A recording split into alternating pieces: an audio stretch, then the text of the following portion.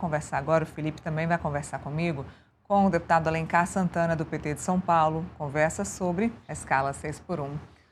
Deputado, muito bom dia, obrigada pela participação aqui com a gente, obrigada pela gentileza de nos atender. Ontem, alguns trechos foram aprovados na CCJ com alguns discursos contra a medida. O senhor é favorável, inclusive, foi favorável, inclusive, com que o PL da urgência, né, fosse aprovado, que esse assunto seguisse com urgência dentro do Congresso Nacional.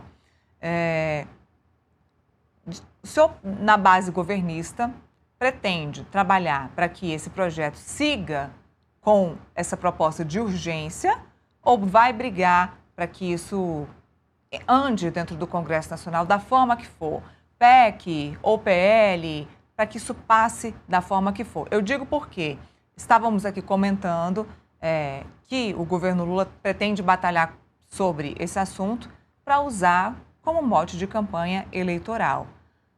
Digo isso pelo fato da urgência, da correria dessa proposta. A urgência seria para isso ou a urgência teria um outro motivo, um outro significado? Muito bom dia. Olá, Neila Guimarães, um prazer falar contigo, com todos do Metrópolis. Olá, Felipe, obrigado pelo convite, pela oportunidade, a todos que nos acompanham.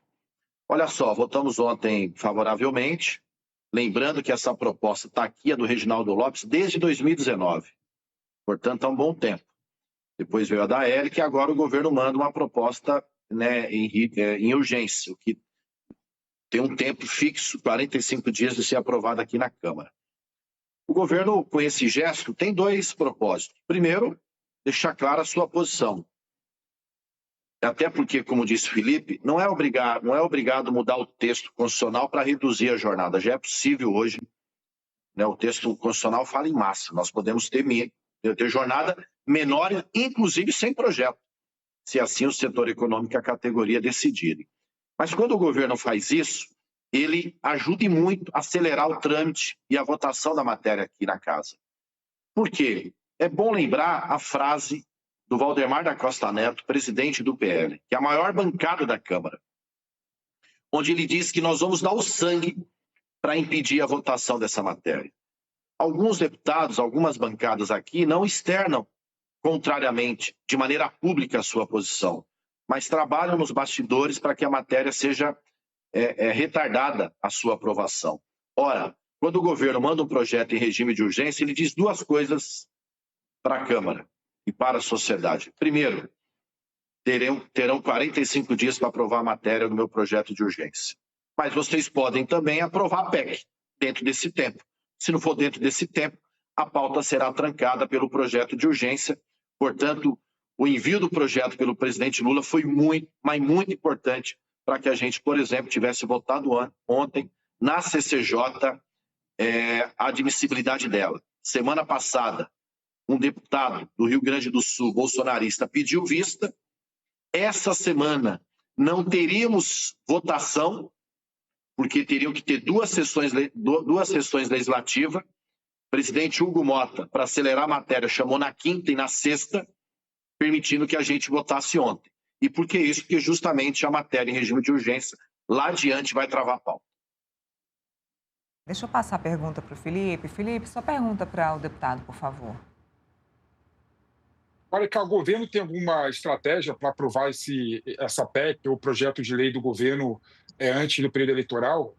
Ou está realmente está deixando a discussão seguir a solta no Congresso Nacional?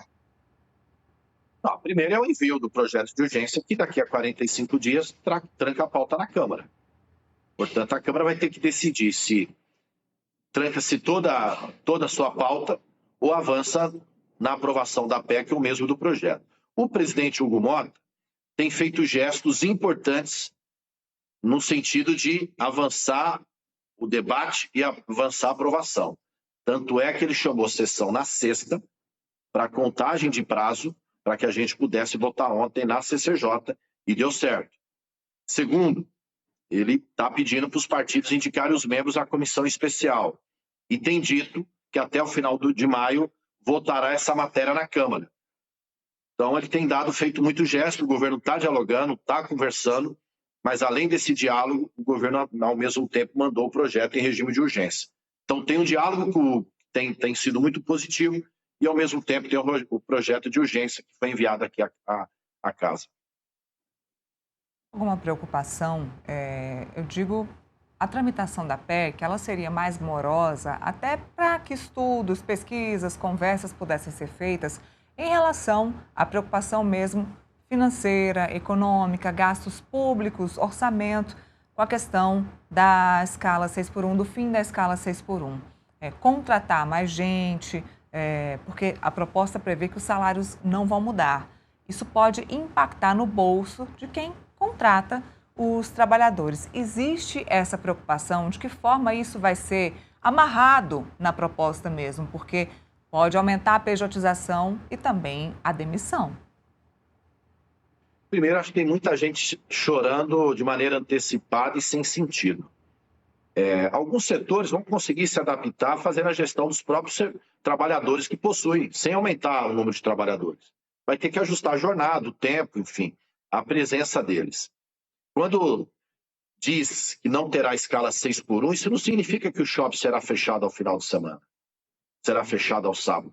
Significa que o trabalhador vai ter 2 dias de descanso e vai ter que ali fazer um rodízio da presença de todos eles. E assim outros setores. Mas, Neila, tem algo interessante.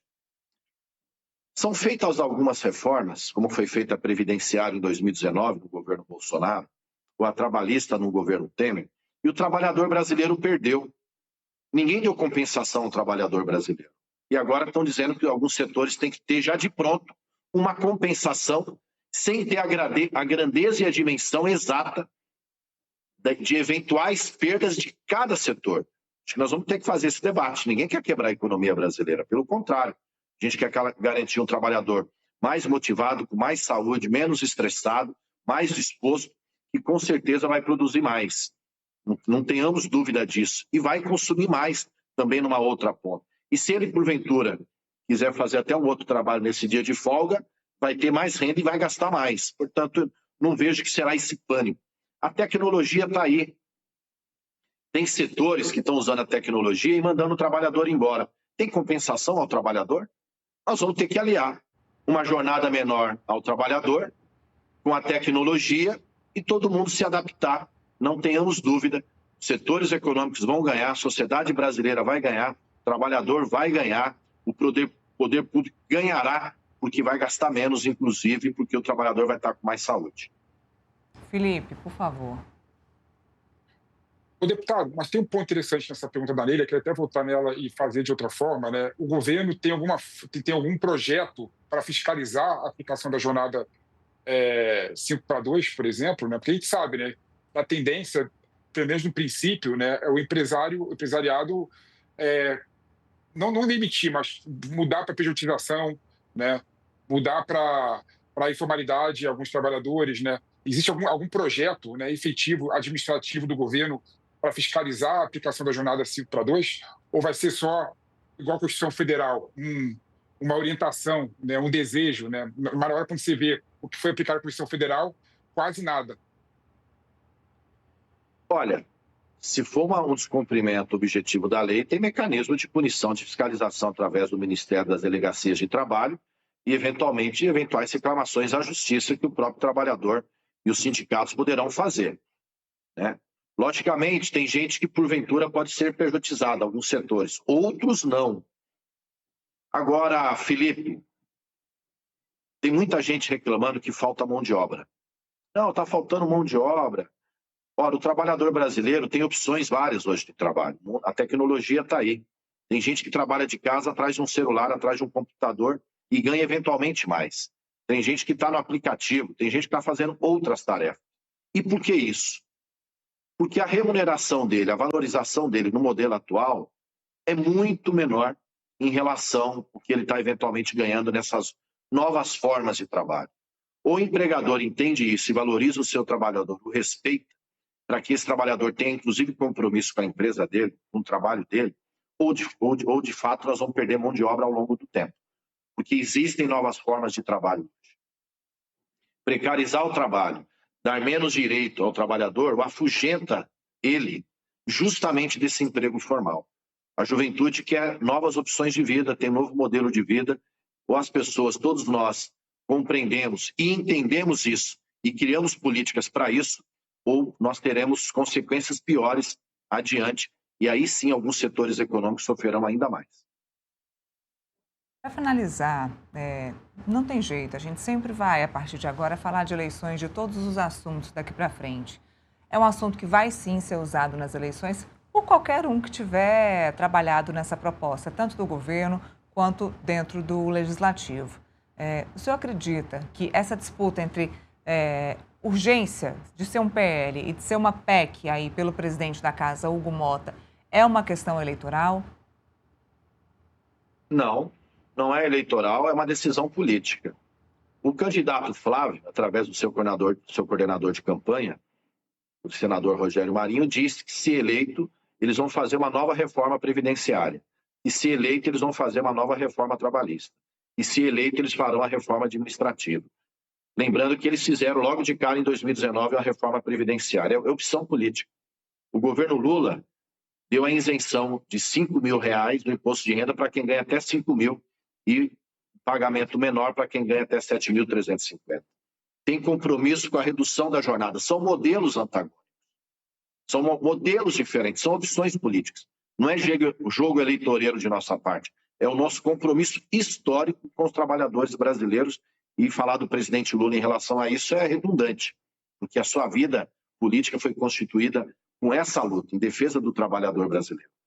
Vide a Constituição de 88, que foi de 48 para 44 horas a redução, e o presidente Lula era constituinte. Sobre o envio da proposta do projeto de urgência, é para acelerar o debate e a aprovação interna, porque é importante lembrar, o presidente do União, o presidente do PP e o presidente do PL falaram que eles iriam obstruir, que não deixariam a matéria avançar. Nesse banho-maria, não vai. O projeto de urgência garante justamente celeridade, porque a casa, o presidente Hugo Mota, os líderes, podem querer votar a emenda constitucional. Ótimo. Mesmo não sendo necessária, a gente reduz na Constituição, o que é melhor ainda em termos de garantia de direitos. Agora, ela pode ser aprovada hoje ou amanhã, ou depois de amanhã, ou ano que vem, ou daqui a 20 anos. Mas ao regime de urgência, a gente tem um limite. Aí a Câmara vai dizer se quer votar ou não e o que quer votar. Portanto, esse projeto foi muito importante, mas ele, acima de tudo, é uma decisão política que demonstra o compromisso com o trabalhador brasileiro e com o mundo moderno que o Brasil tem que se adaptar. Um timing, não é um momento muito estranho? Porque o senhor mesmo disse, é um projeto que está aí desde 2021, estava parado, ninguém sequer falava sobre isso, até a deputada Érica Hilton levantar essa bola de novo neste ano, no ano passado, na verdade. E aí agora, muito perto das eleições, o presidente Lula resolve falar sobre esse assunto e mandar a urgência neste momento que é muito especial, um momento muito breve, muito próximo das eleições. Não é muito estranho isso ser justamente agora? Não. O presidente Lula falou dessa pauta o ano passado em mais de uma oportunidade, falou da importância dela ser votada. Se lembrar, a relação do Congresso com o governo no ano passado não era das melhores, houve diversos pontos de conflito e havia uma prioridade de aprovar a isenção do imposto de renda para quem ganha até 5 mil, porque se não fosse aprovada a isenção ano passado, não valeria para esse ano, devido ao princípio da anterioridade, mas o presidente falou sobre ela em diversos momentos. A Câmara que não instalou, que não mandou para a Comissão de Constituição e Justiça. O projeto do deputado Reginaldo Lopes é de 2019. O deputado Rodrigo Maia não mandou despachar na CCJ. Presidente Arthur Lira, idem. Nova gestão do Arthur Lira, idem. Após a deputada Érica postar, de fato, ganhou uma certa dimensão pública, mas o presidente Lula, desde o início, desde o ano passado, ele tem falado sobre essa matéria, reuniu com a Érica, com o Reginaldo, falou com os presidentes também da Câmara sobre isso, mas a matéria não andou. Agora, é verdade, ela tinha andado para a CCJ, mas declarações de líderes de outros partidos, do campo bolsonarista, estavam dizendo justamente que eles iriam prorrogar, obstruir e não deixar votar. Essa necessidade e a importância do projeto de urgência. Querido deputado, te agradeço muito. Seguimos acompanhando, né? Vamos ver aí quem vai ser o relator na comissão. A gente segue acompanhando o trabalho de vocês aí no Congresso Nacional para que, na verdade, os trabalhadores se beneficiem. O que interessa são as pessoas que trabalham, né? O benefício para quem, para a população média que trabalha aí. Muito obrigada. Eu que agradeço, Neila, Felipe, a todos aí do Metrópolis. Obrigado pelo convite. Um forte abraço, um beijo grande para quem nos acompanha. Até a próxima. Seguimos.